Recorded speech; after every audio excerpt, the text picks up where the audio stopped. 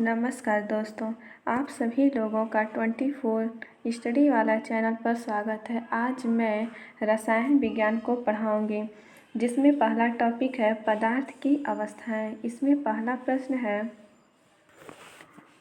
दो विभिन्न प्रकार के पदार्थों के कण को स्वतः ही आपस में मिश्रित करने की प्रक्रिया को क्या कहते हैं? तो क्या कहते हैं? तो डिफ्यूज़न कहते हैं। क्या कहते हैं? डिफ्यूज़न हो जाएगा इसमें। दो विभिन्न प्रकार के पदार्थों के कण को स्वतः ही आपस में मिश्रित करने की प्रक्रिया को डिफ्यूज़न कहते हैं। इसे विसरण भी कहते हैं। सजीव कोशिकाओं में अमीनो अम्ल के संवहन में विसरण की मुख्य भूमिका है। ठोस, द्रव एवं गैस के अणुओं को परस्पर मिल जाने की प्रक्रिया को विसरण कहते हैं। विसरण एक अपरिवर्तनीय प्रक्रिया है जिसके पदार्थों को स्वाभाविक बहाव से सांद्रण का अंतर कम होता रहता है। अगला प्रश्न है, ठोस के संबंध में निम्नलिखित में से कौन सा कथन सही है? तो कौन सा सही है? तो ठोस का क्या हो जाएगा? निश्चित आकार एवं निश्चित मात्रा होती है। ठोस वस्तु की आकार एवं मात्रा निश्चित होता है। ये निश्चित द्रव्यमान, आयतन एवं आकार के होते हैं। इनमें अंतरा आणविक दूरियां लघु होती हैं। इनमें अंतरा आणविक प्रबल होते हैं तथा इनके अवयवी कणों, परमाणुओं, अणुओं तथा आयनों की स्थितियां निश्चित होती हैं और यह कण केवल अपनी माध्यम स्थितियों की ओर दोलन कर सकते हैं। ये असंपीड्य और कठोर होते हैं। अगला प्रश्न है, निम्नलिखित में से कौन सी प्रक्रिया एक रासायनिक परिवर्तन है? तो रासायनिक परिवर्तन कौन सा है? तो ये हो जाएगा पौधों में प्रकाश संश्लेषण। पदार्थों में होने वाले परिवर्तन जिसमें पदार्थ के अणुओं का रासायनिक संगठन अथवा अणुओं की आंतरिक संरचना में परिवर्तन होता है, रासायनिक परिवर्तन कहलाते हैं। ये परिवर्तन अस्थायी होते हैं। इसके उदाहरण हैं पौधों में प्रकाश संश्लेषण, पदार्थों का दहन, जंग लगना, दूध का खट्टा होना और किण्वन आदि है। अगला प्रश्न है, निम्नलिखित में से कौन सा रासायनिक परिवर्तन है? तो रासायनिक परिवर्तन हो जाएगा पटाखों का जलना। क्या हो जाएगा? पटाखों का जलना। रासायनिक परिवर्तन पदार्थ में होने वाला परिवर्तन जिसमें नया पदार्थ प्राप्त होता है जो मूल पदार्थ से रासायनिक व भौतिक गुणों में पूर्णतः भिन्न होता है, रासायनिक परिवर्तन कहलाता है। आगे है, जैसे लोहे पर जंग लगना, दूध का दही में जमना, पटाखों का जलना। भौतिक परिवर्तन क्या होता है? तो पदार्थ में होने वाला वह परिवर्तन जिसमें केवल उसकी भौतिक अवस्था में परिवर्तन होता है तथा उसके रासायनिक गुण व अवस्था में कोई परिवर्तन नहीं होता है। जैसे पानी में चीनी का घुलना, कपड़े सुखाना, मैग्नीशियम तार का गर्म होना। अगला प्रश्न है, तरल पदार्थ की तुलना में ठोस पदार्थ में अणुओं का व्यवस्थापन किस तरह होता है? तो इसमें हो जाएगा बहुत बारीकी से बंद होते हैं। सी सही हो जाएगा। द्रव की अपेक्षा ठोस अवस्था में अणु अत्यधिक पास होते हैं और अणुओं के बीच आकर्षक शक्ति भी बहुत अधिक होती है। परिणाम स्वरूप अणुओं में गति करने की स्वतंत्रता नहीं के बराबर होती है, जबकि द्रव में अणु दूर दूर होते हैं, इसलिए उनके बीच अंतरा अणु का स्थान अधिक और अंतरा आकर्षण बल कम होता है। इस कारण द्रव के अणु सीमित स्थान में अनियमित गति करते हुए एक दूसरे पर फिसलते रहते हैं, जबकि गैस में अणु दूर दूर होते हैं, अर्थात उनके मध्य में अंतरा अणु का स्थान अधिक होता है। गैस अणुओं के बीच अधिक दूरी से उनके मध्य अंतरा आणविक बल कम होता है, जिससे प्रत्येक अणु स्वतंत्रता पूर्वक अनियमित गति करता रहता है। अतः तरल पदार्थ की तुलना में ठोस पदार्थ में अणुओं का व्यवस्थापन बहुत बारीकी से बंधा होता है। अगला प्रश्न है, वह ताप जिस पर कोई ठोस वस्तु अपनी ठोस अवस्था में द्रव अवस्था में परिवर्तित हो क्या कहलाता है? तो क्या कहलाता है? तो गलनांक। निश्चित ताप पर ठोस का द्रव में बदलना गलन कहलाता है और इस निश्चित ताप को ठोस का गलनांक कहते हैं। अगला प्रश्न है, निम्नलिखित में से किस प्रक्रिया द्वारा जल तरल अवस्था से गैसीय अवस्था में परिवर्तित हो जाता है? तो ये हो जाएगा वाष्पीकरण और वाष्पोत्सर्जन द्वारा।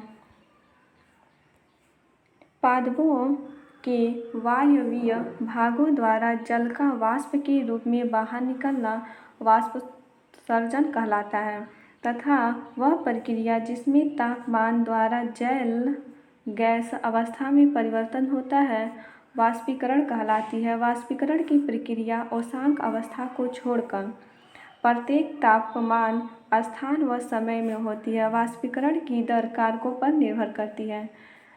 अगला प्रश्न है, अगला टॉपिक है ये परमाणु संरचना। इसमें है कि एक नाभिक में प्रोटॉन और न्यूट्रॉन को बांधने वाले बल को क्या कहते हैं? तो क्या कहते हैं? तो ये हो जाएगा प्रबल नाभिकीय बल।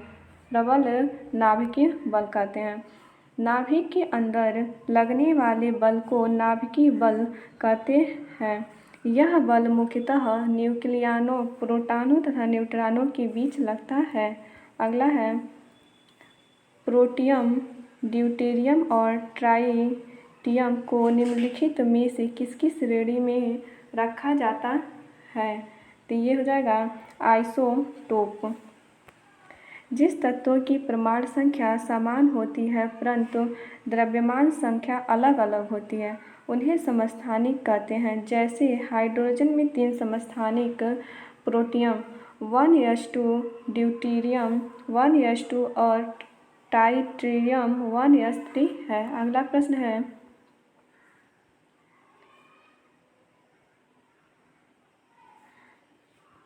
निम्नलिखित में से कौन से कानून या सिद्धांत सही तरीके से मेल नहीं खाते हैं?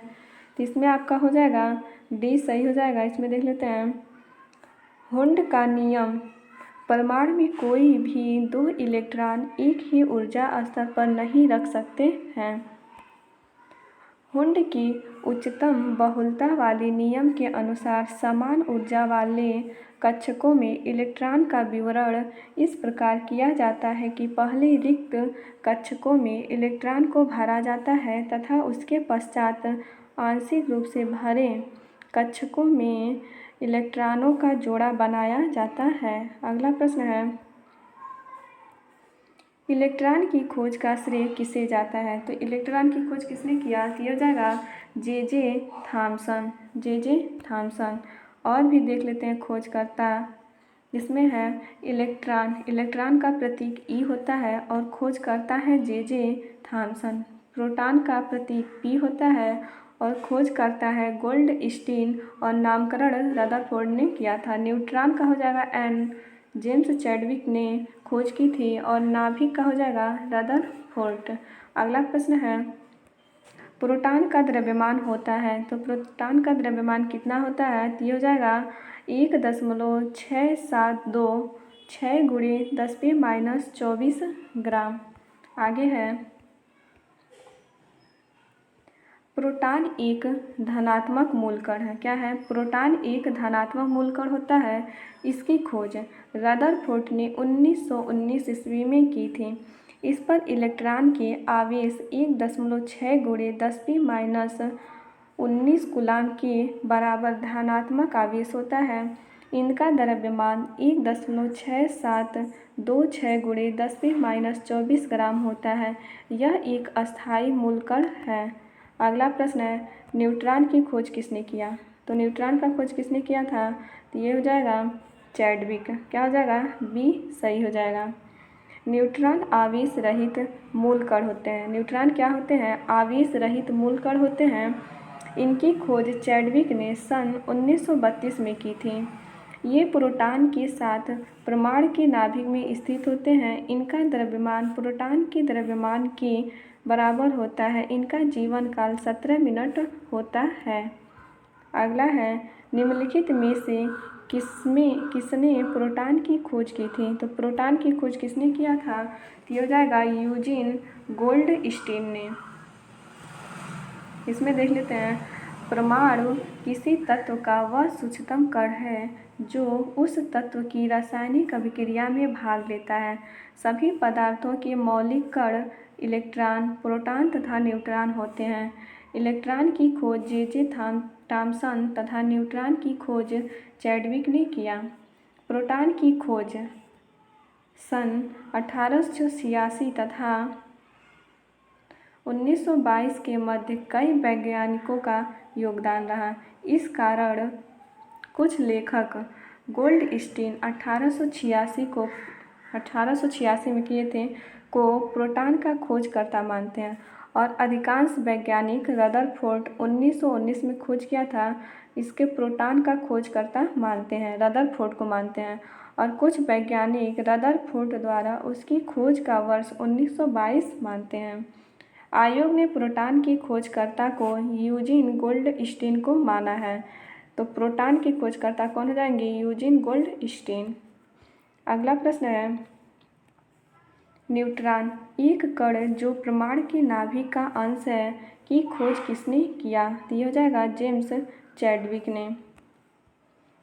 इसमें और देख लेते हैं, खोज और खोजकर्ता है, तो न्यूट्रॉन का जेम्स चैडविक हो जाएगा, नाभिक का रदरफोर्ड, पोलोनियम का मैडम क्यूरी, और क्वांटम सिद्धांत मैक्स प्लांक। अगला है, अल्फा किरणें हैं, तो अल्फा किरणें हैं, ये हैं हीलियम के नाभिक। अल्फा कण क्या है? हीलियम के नाभिक। वास्तव में अल्फा किरणें हीलियम के नाभिक होते हैं जिसमें 2 प्रोटॉन तथा 2 न्यूट्रॉन होते हैं। अगला है, आधुनिक परमाणु सिद्धांत तैयार किया गया था, तो ये हो जाएगा जॉन डाल्टन।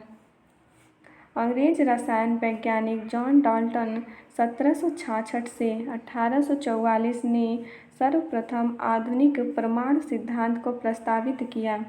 जॉन डाल्टन का सिद्धांत आधुनिक इसलिए कहा जाता है क्योंकि परमाणु के बारे में लिखे गए सभी तथ्य प्रयोगात्मक रूप से सही पाए गए। इनके मुख्य 5 भाग हैं। इसमें देख लेते हैं, लेकिन इसमें 4 ही भाग दिया है, इसे पढ़ लेते हैं।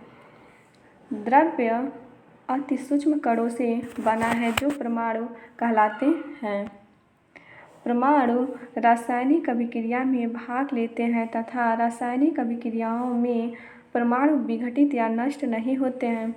सभी तत्व के सभी परमाणु सभी प्रकार से समान होते हैं, अर्थात उसका द्रव्यमान, आकार, गुण आदि समान होते हैं। भिन्न तत्वों के परमाणु परस्पर लघु पूर्णांकों के अनुपात में संयोग करते हैं और उसके संयोजन से यौगिक परमाणु बनाते हैं। अगला टॉपिक है गैसीय नियम। इसमें है, गैसों के संबंध में निम्नलिखित में से कौन सा कथन सत्य है? तो कौन सा कथन सत्य है? तो ये हो जाएगा, गैस का न तो निश्चित आयतन होता है और न ही एक निश्चित आकार होता है। इसमें देख लेते हैं, पदार्थ 3 प्रकार के होते हैं। कौन कौन से? तो ठोस, द्रव और गैस हो जाएगा। गैस का ना तो कोई निश्चित आकार होता है और न कोई निश्चित आयतन। इसे जिस बर्तन में रखा जाता है उसी बर्तन का आयतन और आकार ग्रहण कर लेती हैं। ठोस और द्रव्य की तुलना में गैसों का घनत्व निम्न होता है। अगला टॉपिक है रेडियो एक्टिवता एवं नाभिकीय ऊर्जा। इसमें प्रश्न है, परमाणु बम बनाने के लिए सामान्यतः निम्नलिखित में से किस तत्व का उपयोग किया जाता है? तो ये हो जाएगा यूरेनियम। किसका उपयोग किया जाता है? यूरेनियम का। परमाणु बम बनाने के लिए भारी नाभिक वाले तत्व सामान्यतः यूरेनियम 235 या प्लूटोनियम 239 का प्रयोग किया जाता है। परमाणु बम नाभिकीय विखंडन के सिद्धांत पर आधारित होता है। इसमें अनियंत्रित श्रृंखला अभिक्रिया कराई जाती है जिसमें कुछ ही सेकंडों में प्रयुक्त संपूर्ण पदार्थ का क्षय हो जाता है और प्रचंड विस्फोट होता है जिससे असीम ऊर्जा निर्मुक्त होती है। अगला प्रश्न है दोस्तों, निम्नलिखित में से कौन एक रेडियोधर्मी तत्व नहीं है? तो कौन सा नहीं है? तो क्या आ जाएगा? कैडमियम रेडियोधर्मी तत्व नहीं है। कुछ पदार्थ जैसे यूरेनियम, थोरियम, रेडियम स्वतः एक प्रकार की विधि किरणें उत्सर्जित करते हैं। ऐसे पदार्थों को रेडियो एक्टिव पदार्थ कहते हैं और पदार्थ का स्वतः विधि किरणें उत्सर्जित करने का गुण रेडियो एक्टिविटी कहलाता है। आगे है, अगला है इसमें टॉपिक वैद्युत अपघटन या वैद्युत रासायनिक श्रेणी। इसमें प्रश्न है शुष्क सेल में प्रयुक्त कैथोड है, ये हो जाएगा जस्ता। क्या हो जाएगा? जस्ता। शुष्क सेल में प्रयुक्त जस्ता कैथोड का तथा कार्बन एनोड का कार्य करती है। जस्ता से बनी एक पात्र में NH4Cl या ZnCl का पृष्ठ भरकर मध्य भाग में कार्बन के छड़ को डाल दिया जाता है तो एनोड धनायन कार्य करती है। अगला प्रश्न है निम्नलिखित किसके प्रवाह के कारण एक इलेक्ट्रोलाइट के द्वारा इलेक्ट्रिक करंट पास करती है? इसमें क्या हो जाएगा? तो इसमें हो जाएगा धनात्मक और ऋणात्मक आयन। धनात्मक तथा ऋणात्मक आयन के प्रवाह के कारण इलेक्ट्रिक करंट का प्रवाह होता है। करंट का प्रवाह इलेक्ट्रॉन की गति के विपरीत दिशा में होता है। अगला टॉपिक है ऑक्सीकरण और अपचयन के प्रश्न।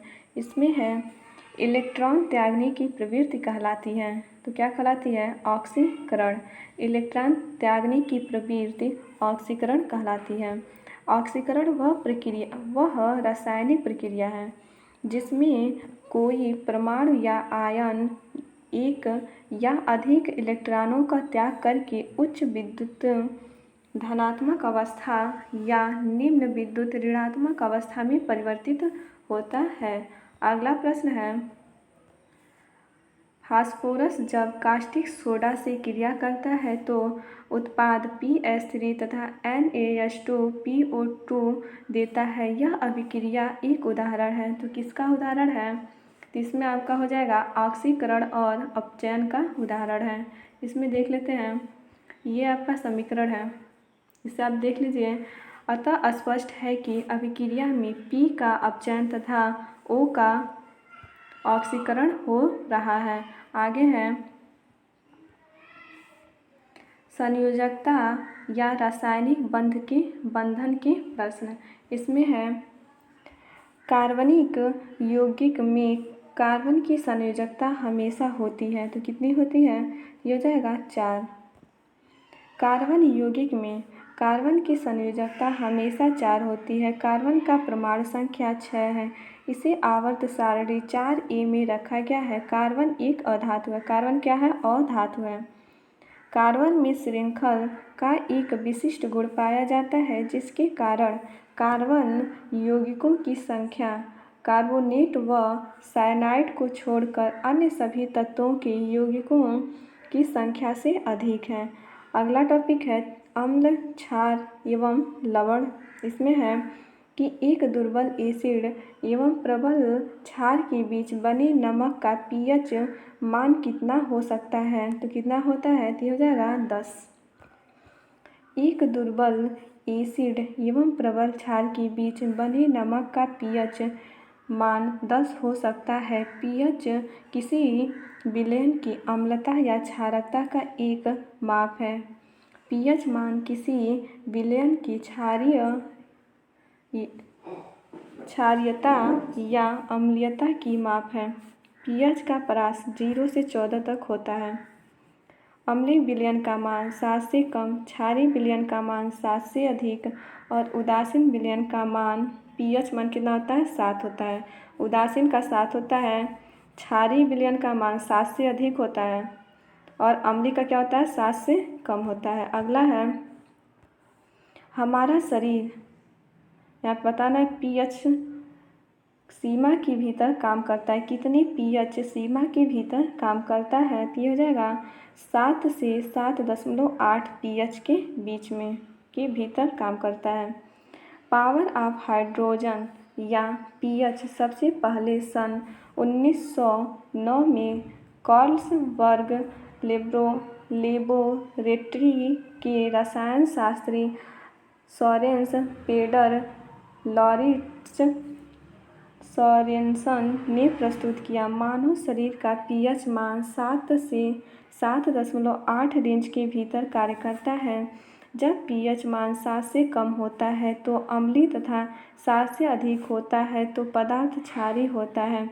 रक्त द्वारा ऑक्सीजन का भीतर में संचार 7.4 पीएच पर कार्य किया जाता है। अगला प्रश्न है, लिटमस विलयन एक बैंगनी रंग का रंजक होता है जिसे लाइकेन से प्राप्त किया जाता है। किससे प्राप्त किया जाता है? जिसे लाइकेन से प्राप्त किया जाता है। सी हो जाएगा इसमें। लाइकेन थैलोफाइटा प्रकार की वनस्पति है जो कवक तथा शैवाल दोनों से मिलकर बनती है। लाइकेन शब्द का सर्वप्रथम प्रयोग ग्रीक वनस्पति शास्त्री थियोफ्रेस्टस ने किया। लाइकेन का अध्ययन लाइकेनोलॉजी कहलाता है। लाइकेन का अध्ययन क्या कहलाता है? लाइकेनोलॉजी कहलाता है। प्रयोगशाला में प्रयुक्त होने वाला लिटमस पेपर सोरेला नामक लाइकेन से प्राप्त किया जाता है। लिटमस विलयन बैंगनी रंग का रंजक होता है जिसे लाइकेन से प्राप्त किया जाता है। अगला प्रश्न है, मिथाइल ऑरेंज संकेतक किस पीएच मान सीमा पर अपना रंग बदलता है? इसमें हो जाएगा 3.1 से 4.4। इसमें ए सही हो जाएगा। मिथाइल ऑरेंज संकेतक 3.1 से 4.4 पीएच मान पर अपना रंग बदल लेता है। 3.1 से कम पीएच मान पर मिथाइल ऑरेंज रंग का लाल होता है और 4.4 से अधिक पीएच मान होने पर मिथाइल ऑरेंज का रंग क्या होता है? पीला हो जाता है।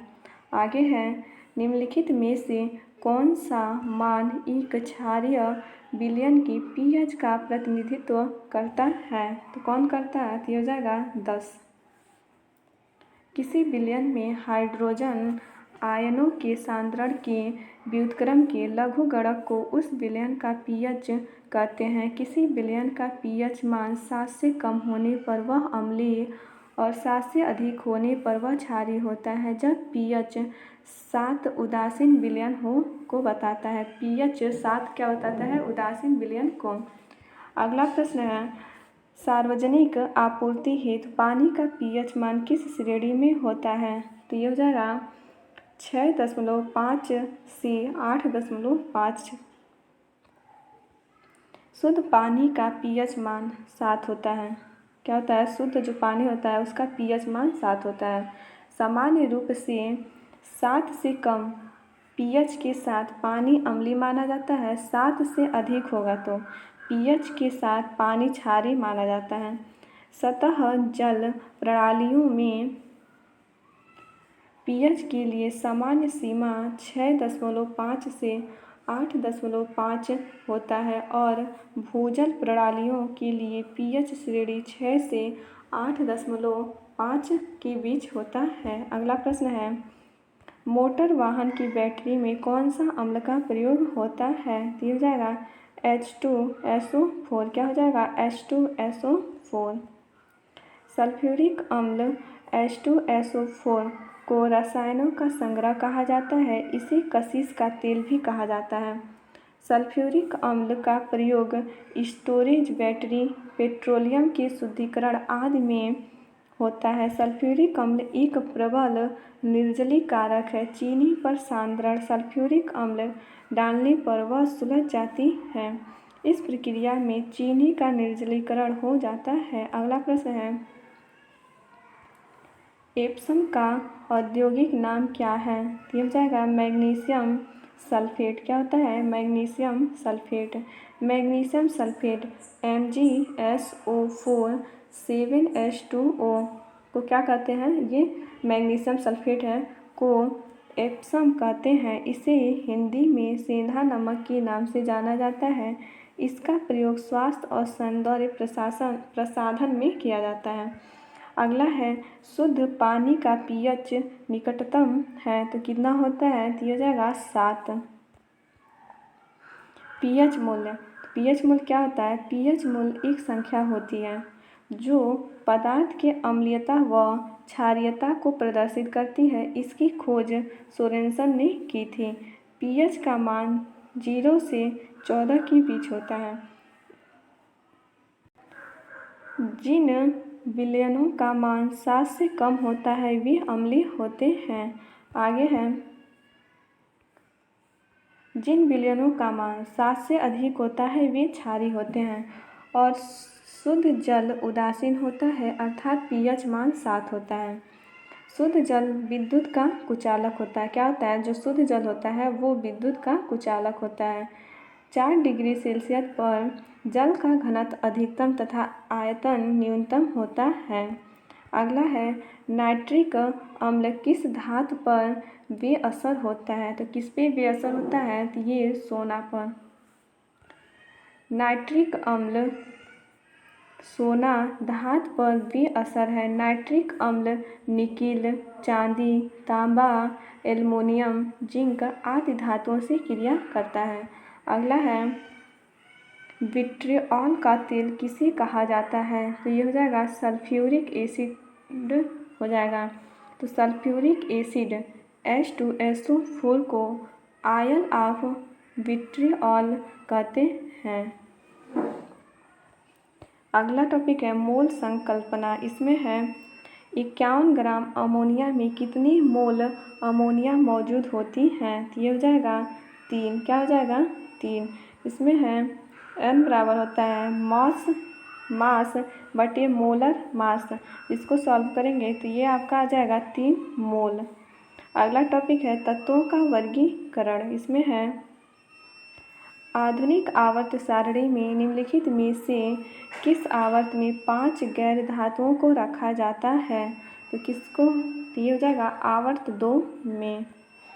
ऐसे तत्व जो इलेक्ट्रॉन को त्याग कर धनायन बनाने की प्रवृत्ति रखते हैं उन्हें धातु कहते हैं तथा गैर धातु वे तत्व हैं जो तत्व ताप और बिजली का संचालन नहीं करते। गैर धातु इलेक्ट्रॉन प्राप्त कर नकारात्मक आयन का निर्माण करते हैं। आधुनिक आवर्त सारणी में 7 आवर्त तथा 18 समूह होते हैं जिसमें आवर्त 2 में 5 गैर धातु कार्बन, नाइट्रोजन, ऑक्सीजन, फ्लोरीन तथा नियॉन, जिसमें कुछ तत्व गैस का तथा ठोस अवस्था में होते हैं। अगला प्रश्न है, आवर्त सारणी के लंबे आकार में फ्लोरीन किस रूप में और पीरियड में स्थित है, तो इसमें हो जाएगा ग्रुप 17 और पीरियड 2। इसमें 20 सही हो जाएगा। फ्लोरीन को मेंडलीव की आवर्त सारणी ग्रुप 17 की पीरियड 2 में रखा गया है। फ्लोरीन का परमाणु क्रमांक 9 है। यह विद्युत ऋणात्मक तत्व है। यह अधात्विक है। फ्लोरीन को पानी में जलाया जाए तो चमक के साथ आग जलती है। अगला प्रश्न है, अधातुएं नहीं, अगला टॉपिक है ये अधातुएं या अधात्विक यौगिक एवं उनके उपयोग। इसमें प्रश्न है, निम्नलिखित में से किसका अधिकतम तापजनक मान होता है, तो किसका होता है, तो हाइड्रोजन का। हाइड्रोजन का तापजनक अधिकतम होता है। यह वायु या ऑक्सीजन में जलता है तथा इसकी ज्वाला रंगहीन होती है। हाइड्रोजन जलकर पानी H2O तथा अल्प मात्रा में हाइड्रोजन पर ऑक्साइड H2O2 बनाता है। अगला प्रश्न है, जल में हाइड्रोजन तथा ऑक्सीजन का अनुपात भार के अनुसार है। इसमें हो जाएगा 1:8। डी सही हो जाएगा। जल में हाइड्रोजन तथा ऑक्सीजन के भार का अनुपात 1:2:1:16। इसको सॉल्व करेंगे तो 1:8 हो जाएगा। अगला है, जल निर्माण का निम्नलिखित में से कौन सा कौन सा समीकरण सही है? तो कौन सा सही है? तो ये हो जाएगा डी, 2H2 प्लस O2 को और करेंगे तो ये हो जाएगा 2H2O हो जाएगा। जल निर्माण का सही समीकरण है 2H2 प्लस O2। इसका रिएक्शन जब होगा तो 2H2O पानी हो जाएगा। पानी हाइड्रोजन के 2 अणु और ऑक्सीजन के 2 अणु मिलकर पानी बनाते हैं। पानी का घनत्व 999.97 किग्रा प्रति मीटर क्यूब होता है। क्वथनांक या उबलना 100 डिग्री सेल्सियस पर होता है। ट्रिपल बिंदु ताप 0.01 डिग्री सेल्सियस और हिमांक 0 डिग्री सेल्सियस हो जाएगा। आगे है जल जो साबुन लगाने पर अच्छा झाग नहीं बना पाता को क्या कहते हैं? तो क्या कहते हैं? खारा जल।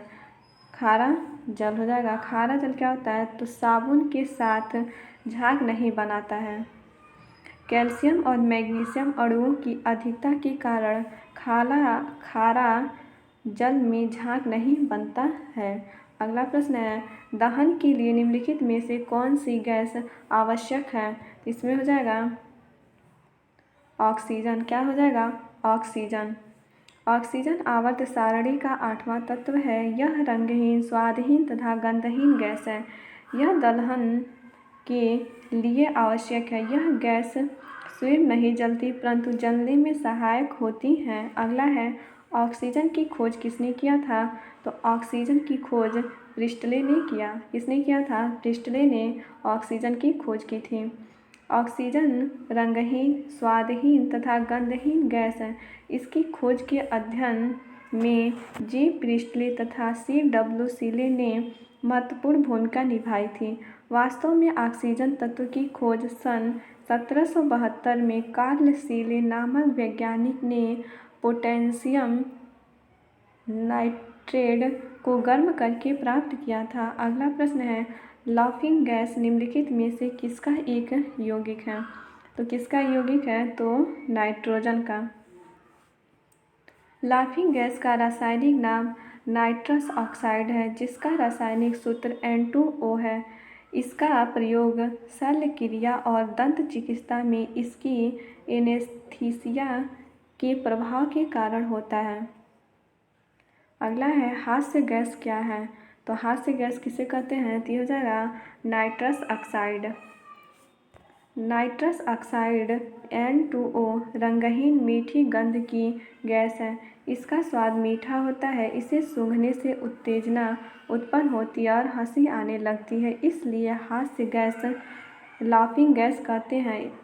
इसे अधिक सूंघने से निश्चेतना उत्पन्न होती है। अगला प्रश्न है लाफिंग गैस क्या है? तो कौन सी होता है लाफिंग गैस? ये हो जाएगा नाइट्रस ऑक्साइड। क्या हो जाएगा? Nitrous oxide. Nitrous oxide N2O को लाफिंग गैस कहते हैं। इसे सूंघने से हंसी आती है। इसका प्रयोग शल्य क्रिया में निश्चेतक के रूप में होता है। अगला प्रश्न है निम्नलिखित में से कौन सा हैबर प्रोसेस का उपयोग करके उत्पादित किया जाता है? तो हो जाएगा अमोनिया। हैबर प्रक्रिया हाइड्रोजन और नाइट्रोजन से अमोनिया के प्रौद्योगिक निर्माण के लिए उपयोग की जाने वाली एक औद्योगिक प्रक्रिया है। तो यह है N2+3H2। ये हो जाएगा 2NH3। अगला है निम्नलिखित में से कौन सा पदार्थ समुद्र जल से निकाली गई है? तो इसमें हो जाएगा ब्रोमीन। क्या हो जाएगा? ब्रोमीन। ब्रोमीन को समुद्री जल से प्राप्त किया जाता है। यह समुद्र में मुख्यतः MgBr2 के रूप में मिलती है। निम्नलिखित में से किसका उपयोग करके पीने के पानी का रासायनिक कीटाणु शोधक किया जा सकता है? तो ये हो जाएगा क्लोरीन। क्या हो जाएगा? क्लोरीन। क्लोरीन का उपयोग पीने के पानी का रासायनिक कीटाणु शोधक के रूप में किया जाता है। यह वायु की उपस्थिति में जल के साथ क्रिया करके हाइड्रोक्लोरिक अम्ल का निर्माण करती है। इसके लंबे समय में संपर्क में रहने से गले में घाव, खांसी और आँखों व त्वचा में जलन होती है और सांस लेने की समस्या होती है। अगला प्रश्न है, कमरे के तापक्रम पर कौन सी अधातु तरल अवस्था में ही पाई जाती है? तो ये हो जाएगा ब्रोमीन। क्या हो जाएगा? ब्रोमीन। ब्रोमीन कमरे के ताप पर तरल अवस्था में पाई जाने वाली अधातु है। इसकी खोज वर्ष 1825 में वैलार्ड ने की थी। किसने किया था? वैलार्ड ने। यह गहरे लाल रंग का गाढ़ा द्रव है जो लाल रंग की वाष्प देता है, जिसमें से अत्यधिक उत्तेजक व तीक्ष्ण दुर्गंध आती है। इसी गंध के कारण ही इसका नाम ब्रोमीन रखा गया। प्रकृति में ब्रोमीन मुक्त अवस्था में नहीं पाई जाती हैं। संयुक्त अवस्था में NaBr2 और KBr2, MgBr2 आदि अवस्थाओं में पाई जाती हैं। अगला प्रश्न है, निम्नलिखित में से सबसे अधिक ऋण विद्युतीय तत्व कौन सा है? तो ये हो जाएगा फ्लोरीन। क्या हो जाएगा? फ्लोरीन। सबसे अधिक ऋण विद्युतीय तत्व फ्लोरीन है, जिसकी विद्युत ऋणात्मकता 4 है। अगला है, कीटाणुओं को मारने के लिए स्विमिंग पूल में डाले जाने वाला गैर धातु कौन सा है? तो यह है क्लोरीन। कीटाणुओं को मारने के लिए स्विमिंग पूल में डाली जाने वाली गैस धातु क्लोरीन है। क्लोरीन की गोलियां तथा क्लोरीन गैस का प्रयोग जल शोधक के लिए किया जाता है। अगला प्रश्न है, प्याज कंद की विशेष महक किस कारण होती है? तो किसके कारण होती है? तो सल्फर यौगिक के कारण। इसमें है, सल्फर ऑक्सीजन परिवार का एक तत्व है। जीवों के शरीर में प्रोटीन की संरचना में महत्वपूर्ण भूमिका निभाता है। यह प्याज व लहसुन में पाया जाता है। लहसुन व प्याज की विशेष महक का कारण सल्फर यौगिक की उपस्थिति ही है। इसका सबसे महत्वपूर्ण यौगिक सल्फ्यूरिक अम्ल है। इसे रसायनों का सम्राट तथा कशिश का तेल भी कहते हैं। अगला प्रश्न है, जब बेरियम क्लोराइड को पतला सल्फ्यूरिक एसिड में मिलाया जाता है तब आपको क्या दिखता है? तो क्या दिखता है? तो सफ़ेद अवक्षेप बनता है। डी सही हो जाएगा। जब बेरियम क्लोराइड BaCl2 को पतला सल्फ्यूरिक एसिड H2SO4 में मिलाया जाता है तो सफ़ेद अवक्षेप बनता है। ये आपका समीकरण है, इसे देख लीजिए। अगला प्रश्न है, कौन सी गैस चूना पानी को दूधिया बनाता है? तो ये हो जाएगा कार्बन डाइऑक्साइड।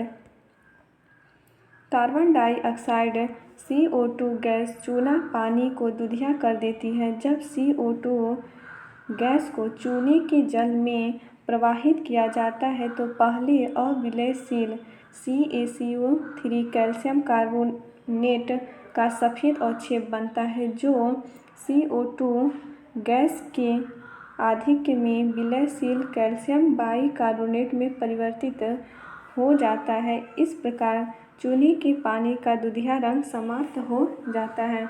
ये आपका समीकरण है। अगला प्रश्न है, किस गैस का गंध सड़े हुए अंडे के जैसे होता है? तो किसका होता है? तो ये हो जाएगा हाइड्रोजन सल्फाइड। क्या हो जाएगा? Hydrogen sulphide. Hydrogen sulphide H2S एक रंगहीन गैस है जिसकी गंध सड़े अंडे जैसे होती है। यह अकार्बनिक गैस विषैली तथा ज्वलनशील होती है। अगला टॉपिक है IUPAC नामकरण। इसमें है, NH2 की तुलना में अधिक COOH समूहों वाले अमीनो अम्ल को, यहाँ पे बताना है कि अमीनो अम्ल को कहा जाता है। तो क्या कहा जाता है? तो अम्लीय अमीनो अम्ल कहा जाता है। NH2 समूह की तुलना में अधिक COOH समूहों वाले अमीनो अम्ल को अम्लीय अमीनो अम्ल कहा जाता है। इनके कार्बनिक यौगिक में अमीनो NH2 व कार्बोक्सिलिक COOH दोनों ग्रुप मौजूद होते हैं। क्षारीय अमीनो अम्ल में COOH समूह की अपेक्षा NH2 समूहों की संख्या अधिक होती है, जिसे क्षारीय अमीनो अम्ल कहते हैं। आगे है, यहाँ पे अगला टॉपिक है, इसे मैं अगली वीडियो में पढ़ाऊँगी। यदि ये वीडियो आप लोग को अच्छी लगी हो तो प्लीज़ लाइक और सब्सक्राइब ज़रूर कीजिएगा। धन्यवाद दोस्तों।